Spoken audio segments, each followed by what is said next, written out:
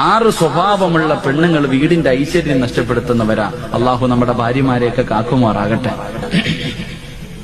വീടിന്റെ ഐശ്വര്യം നഷ്ടപ്പെടുത്തി കളയുന്ന ഒന്നാമത്തെ ഭാര്യ, എന്റെ പ്രിയമുള്ള സഹോദരങ്ങളെ, എപ്പോഴും രോഗം നടിക്കുന്നവളാ. അള്ളാഹു നമ്മളെ കാക്കുമാറാകട്ടെ.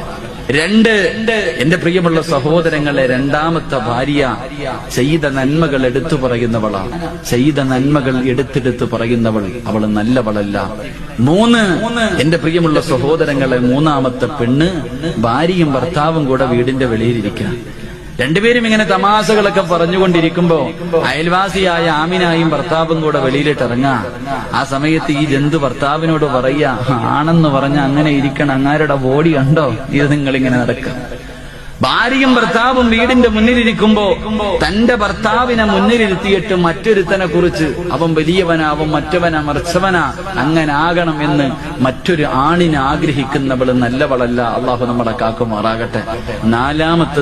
നാലാമത്തത് അവക്ക് മക്കളെ നോക്കാൻ സമയമില്ല, ഭർത്താവിനെ നോക്കാൻ സമയമില്ല, വീട് നോക്കാൻ സമയമില്ല. 24 മണിക്കൂറും ഒടുക്കത്തെ ഒരുങ്ങുന്നവളാണെന്ന് നബി മുഹമ്മദ് മുസ്തഫ. 5ാമത്തെ പെണ്ണ്, ഭർത്താവിന്റെ കയ്യിൽ പൈസയുണ്ടോ ഇല്ലേ അവൾക്കറിയണ്ട. ഭർത്താവിന്റെ കയ്യിൽ പണമുണ്ടോ ഇല്ല അതൊന്നും അറിയണ്ട.